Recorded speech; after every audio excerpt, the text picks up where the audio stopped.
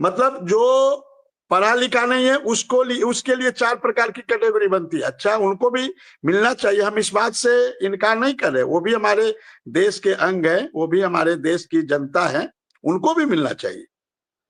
लेकिन एक अनुदेशक या एक शिक्षा मित्र विद्यालय में उन बच्चों को पढ़ा रहा है और पा कितना रहा है?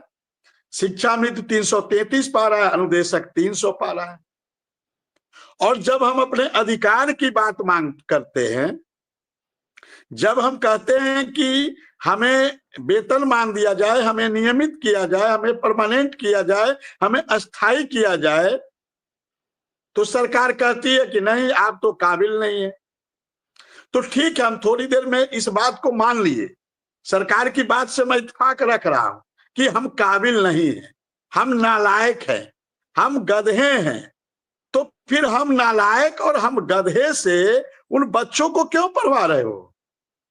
हमको निकाल बाहर करो ना, कहो तुम नालायक हो, तुम गधे हो, तुम्हारे अंदर की इतनी क्षमता नहीं है, तुम्हारे अंदर इतनी क्वालिफिकेशन नहीं है, तुम्हारे अंदर इतनी क्षमता नहीं है, योग्यता नहीं है, तुम जाओ, निकलो बाहर, तुमको पढ़ाने के लिए कौन बुला लिया है?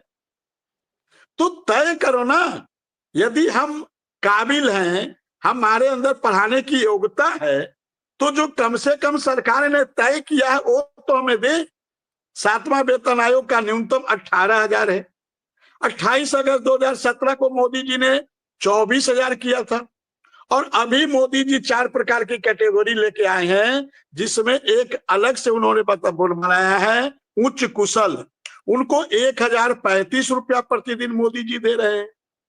देने की बात कहें, अब पता नहीं, मैं तो बार बार आपके चैनल पे इस बात को पूछना चाहता हूं कि वो इस देश का कौन ऐसा भाग्यशाली आदमी है, कौन ऐसा सौभाग्यशाली व्यक्ति है जो 1,035 रुपया प्रतिदिन पा रहा है, जो मोदी जी ने नियम बनाया है। तो समझ में नहीं आता, जब ये देना नहीं होता है तो ये नियम क्यों बनाते हो? किसको आप गुमराह करते हो? क्यों जनता को गुमराह करते हो?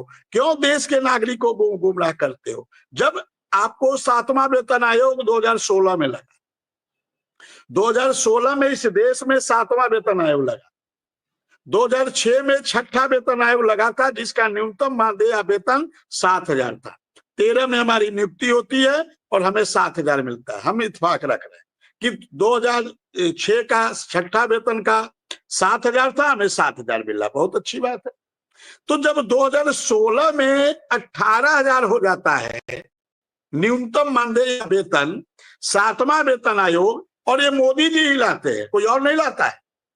2006 का माना कि उस समय मनमोहन सिंह जी की सरकार थी, कांग्रेस पार्टी की सरकार थी, वो लेके आए। लेकिन 2016 का तो मोदी जी लेके आए ना। फिर भी उत्तर प्रदेश के अनुदेशक को 18,000 क्यों नहीं मिला? और 2016 तो छोड़ दीजिए, आज 2024 चल रहा है, 10 साल में वेतन आयोग आता है। नियम के अनुसार 2026 में 8वां वेतन आयोग आना चाहिए। हम 7 से 18 मान ले, 11,000 की बढ़ोतरी मान ले, या लगभग 2.5 गुना की बढ़ोतरी मान ले, तो 26 में कितना होना चाहिए? 18 दूना 36 और 9, मतलब 45,000 2026 में होगा कि नहीं न्यूनतम वेतन या मानदेय? और आज 2 साल कम है, चलो 2 साल कम है तो हम थोड़ा कम मान ले रहे हैं, चलो 5,000 हटा दे रहे हैं, हम 40 मान ले रहे हैं, हम 30 मान ले रहे हैं, और छोड़ो 40 और 30, अभी ठीक है।